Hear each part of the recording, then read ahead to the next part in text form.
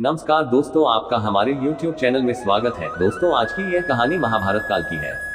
एक बार कृष्ण और बलराम किसी जंगल से गुजर रहे थे। चलते चलते काफी समय बीत गया और अब अंधेरा होने वाला था, इसलिए आगे जाना संभव नहीं था। इसलिए कृष्ण बोले, बलराम, हम ऐसा करते हैं कि अब सुबह होने तक यहीं ठहर जाते हैं। सुबह होते ही हम अपने मंजिल की ओर बढ़ चलेंगे। बलराम बोले, पर इस घने जंगल में हमें खतरा हो सकता है। यहाँ सोना उचित नहीं होगा, हमें जागकर ही रात बितानी होगी। अच्छा, कृष्ण ने सुझाव दिया कि पहले मैं सोता हूँ और तब तक तुम पहरा देते रहो, और फिर जैसे ही तुम्हें नींद आए तुम मुझे जगा देना, तब मैं पहरा दूंगा और तुम सो जाना। बलराम तैयार हो गए। कुछ ही पलों में कृष्ण गहरी नींद में चले गए और तभी बलराम को एक भयानक आकृति उनकी ओर आती दिखी। वो कोई राक्षस था। राक्षस उन्हें देखते ही जोर से चीखा और बलराम बुरी तरह डर गए। इस घटना का एक विचित्र असर हुआ। भय के कारण बलराम का आकार कुछ छोटा हो गया और राक्षस और विशाल हो गया। उसके बाद राक्षस एक बार और चीखा और पुनः बलराम डरकर कांप उठे। अब बलराम और भी सिकुड़ गए और राक्षस पहले से भी बड़ा हो गया। राक्षस धीरे धीरे बलराम की ओर बढ़ने लगा। बलराम पहले से ही भयभीत थे और उस विशालकाय राक्षस को अपनी ओर आता देख जोर से चीख पड़े कृष्णा, और चीखते ही वही मूर्छित होकर गिर पड़े। बलराम की आवाज सुनकर कृष्ण उठे। बलराम को वहां देख उन्होंने सोचा कि बलराम पहरा देते देते थक गए और सोने से पहले उन्हें आवाज दे दी। अब कृष्ण पहरा देने लगे।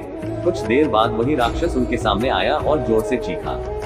कृष्ण जरा भी घबराए नहीं और बोले, बताओ तुम इस तरह चीख क्यों रहे हो, क्या चाहिए तुम्हें? इस बार भी कुछ कृष्ण के साहस के कारण उनका आकार कुछ बढ़ गया और राक्षस का आकार कुछ घट गया।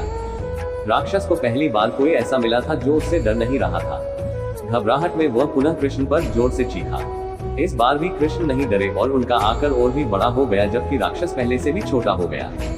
एक आखिरी प्रयास में राक्षस पूरी ताकत से चीखा, पर कृष्ण मुस्कुरा उठे और फिर से बोले, बताओ तो क्या चाहिए तुम्हें? फिर क्या था, राक्षस सिकुड़कर बिल्कुल छोटा हो गया और कृष्ण ने उसे हथेली में लेकर अपनी धोती में बांध लिया।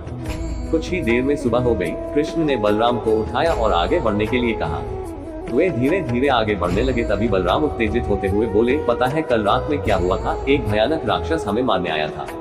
रुको रुको, बलराम को बीच में ही टोकते हुए कृष्ण ने अपनी धोती में बंधा राक्षस निकाला और बलराम को दिखाते हुए बोले, कहीं तुम इसकी बात तो नहीं कर रहे हो? बलराम आश्चर्यचकित होते हुए बोले, हाँ ये वही है, पर कल जब मैंने इसे देखा था तो ये बहुत बड़ा था, ये इतना छोटा कैसे हो गया?